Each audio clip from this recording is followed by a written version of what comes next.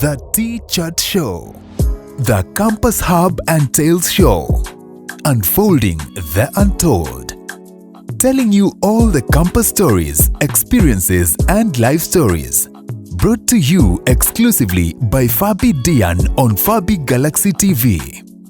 Subscribe, like, and comment on YouTube. The Campus Hub and Tales Show, unfolding the untold. When we talk about midlife crisis, as the name suggests, you know, we are all growing and we reach a stage that we pass through different stages, and there is a stage that is very challenging. It cuts across all the people, and especially those people who are in campus. It reach a point whereby you need to make the decision by yourself, and sometimes you be influenced by the associates or rather the group, or where you are. There are some factors. Yeah. So that influence, that pressure is that is compressing you. So basically, these are the challenges that you face as a result of an influence from something. Yeah, very true. You get to experience almost everything at the same time.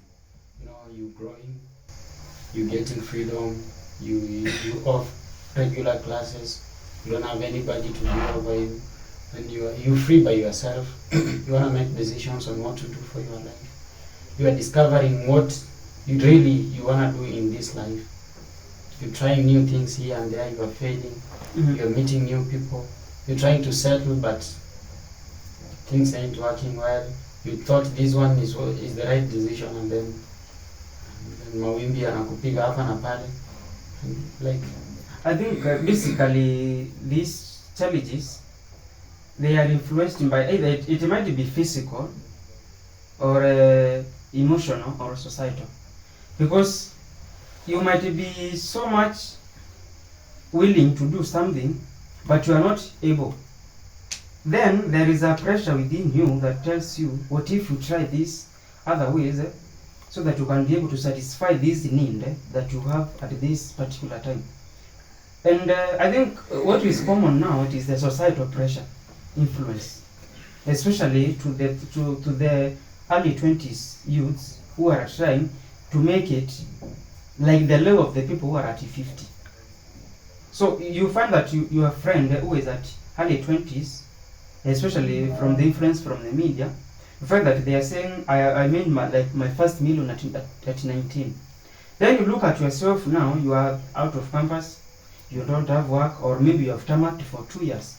And there is any fruit that you think you are getting, especially where the country is, the state of the economy is. So you think like you are not optimism in anything that you do. There are many factors, in fact.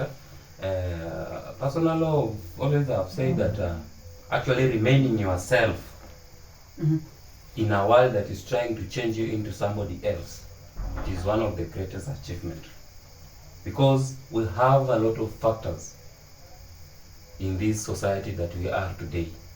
And sometimes you may find a person acting in response to the factors, societal factors. The external factors. Yeah, they pushes the person to act. And of course, age itself comes with responsibility. Yes. Yeah. And in fact, you shall just see yourself, and sometimes when you are even in the society, you'll be seeing somebody, your age mate is doing this, your age mate has done this. All that start to pressure you, How is there is a transition from the childhood to adulting, resulting to this midlife crisis? Let me add something onto what he has said.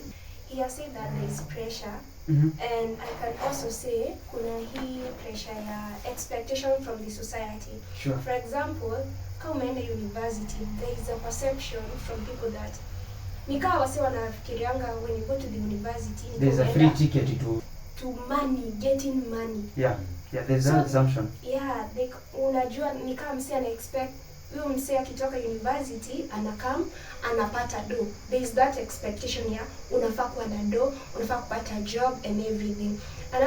Another factor I'll say from the society, as sisi kama dem, unaambiwa at this age unafaa kuwa umeolewa, at this age unafaa kuwa Possibly 25.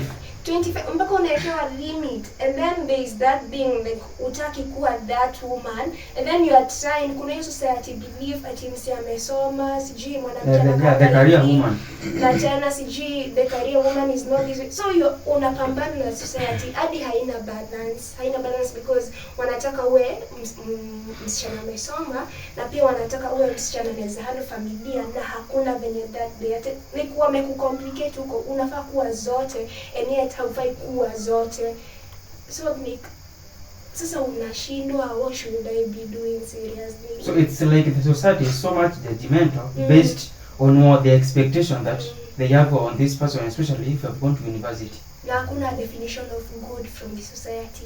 Ukifanya hii watatoa weakness, kuna Yes. kitu mchafanya poa. Ukifanya hii kuna kitu mchafanya poa.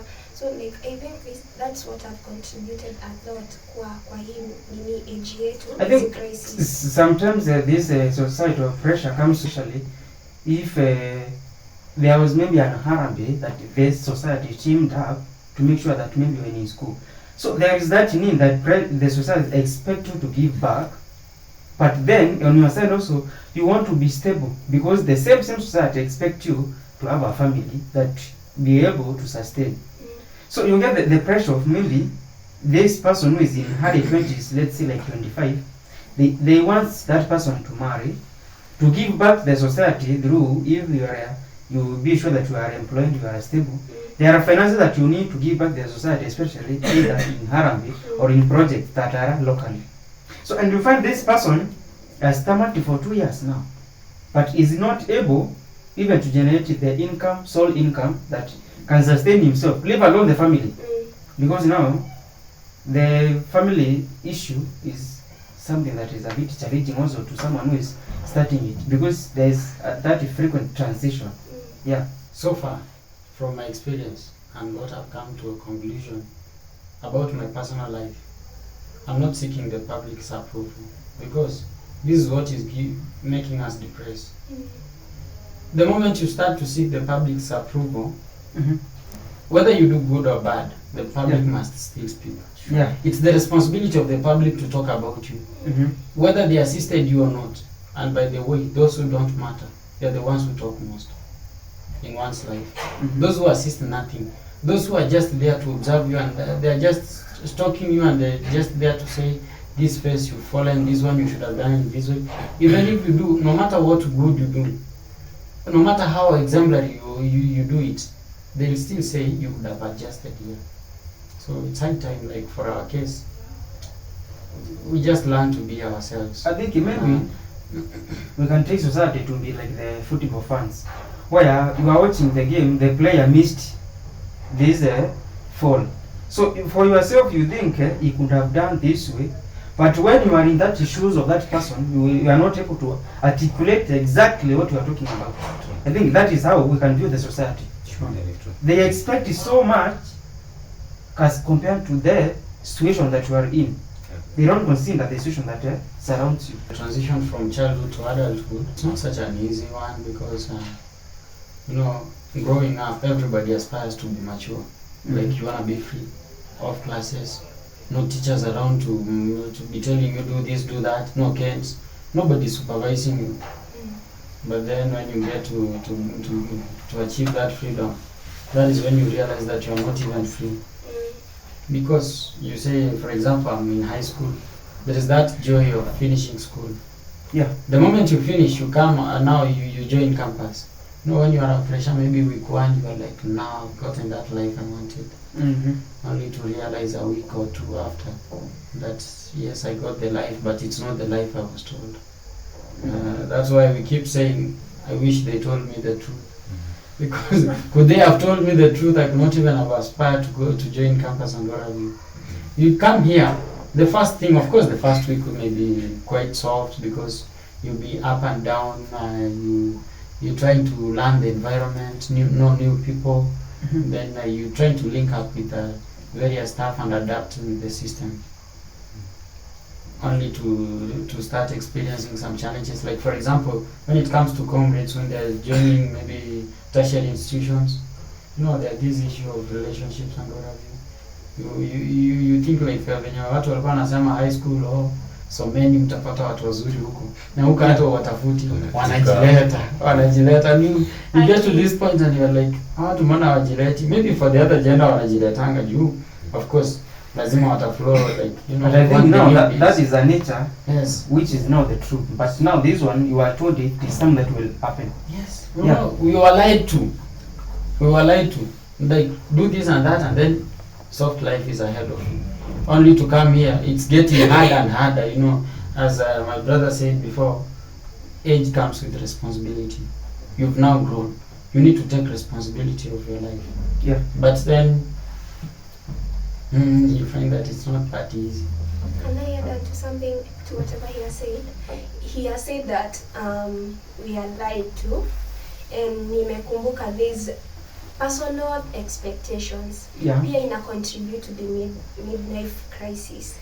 Juu mpaka unakuja ukiwa like life in university, pia mimi kwa akili yangu I'm like it's supposed to be good. Yeah, life soft. After university inafaa kuwa good. Yeah. Inafaa kuwa good. And then our generation iko na hii mindset, yeah. Okay, I'm not trying to say hard work doesn't pay. Lakini it doesn't necessarily mean like bado we are not detached from that thought, yeah. When things go straight, people don't expect atikuwe na kona mahali. People don't expect kuna curve somewhere. Yeah. We are not ready to face hiyo shida ya another challenge that's coming. So when we are met with problems, zinatupeleka back, but then we think of it forward because we have expectation, vitu zinafaa kuwa straight. Nika tulingania, unaona hiyo perception ya ati work hard in high school, ukam university, things will be good. We have that mentality, even the way we approach life. Tunadhania soft things just come. Atakama, and then we are being taught to work hard. Like we work hard at everything, such that uki work hard, you feel like the world is letting you down by not giving you the soft things, and that's not the way I think life works. I think the problem comes where you find that this way that we are told to work hard, it is on the academic line. There is very minimal times where you are told apart from academics, you can explore these other areas to find a way to balance the two. But you realize back in high school, we were told that concentrate so much on academics, and they fail to understand that even the artistic work, for example, someone who is able to draw, if this talent cannot be nurtured at this stage and he concentrates fully to academics, he may not be able to pursue the career that relates to that drawing. And we find that the passion is what determines the effort that someone will put in something. So you might be interested maybe in drawing, but what you do a different field that takes you away from that artistic work that you are interested in. I think that is also something that contributes. That is true, because I believe this system of education, maybe in our country, I may not know about other countries because I've not been there, and I've not done sufficient research about the other states' system of education. But basically, especially our Kenyan system of education, system has really colonized our minds. We are not reasoning the way it should. It's not impacting our lives the way it should. You know, at some point, I do question some things we take in class, this curriculum of ours, because some things like, let's say, for example, Kiswahili.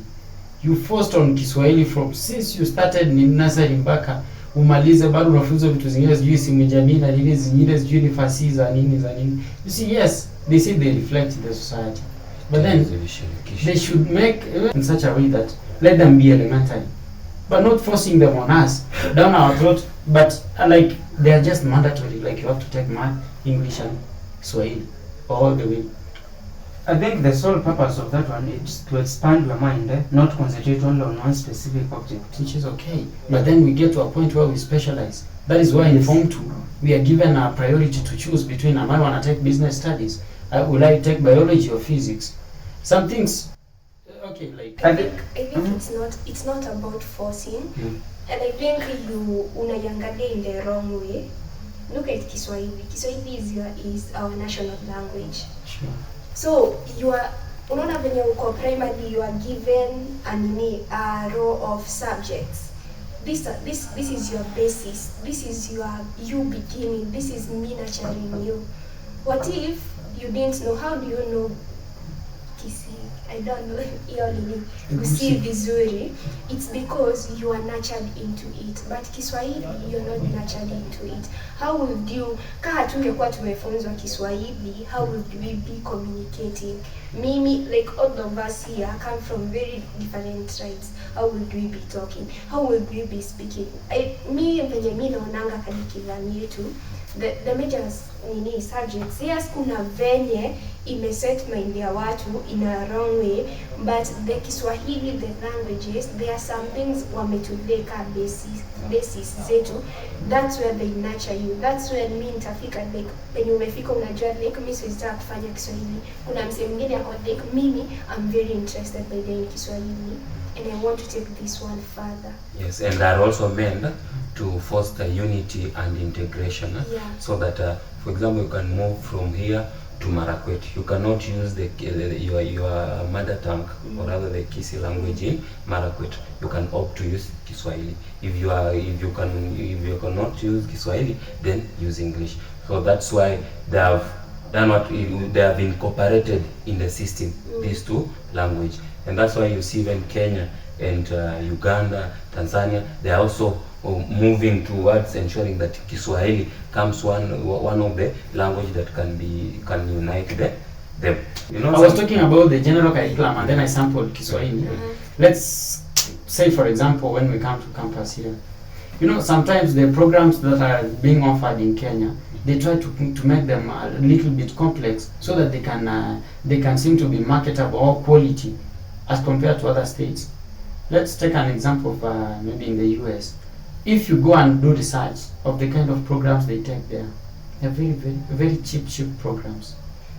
Like, you come here, maybe let me use an example of the program I did somehow, like we are doing mechanical and industrial engineering. When you go to other places, you either do mechanical engineering or plant production engineering, electrical and electronics engineering. You know, they are trying to make them structural and civil engineering. Like they are trying to make them a little bit complex rather than making them very specific to some element. You see, like in a way, and then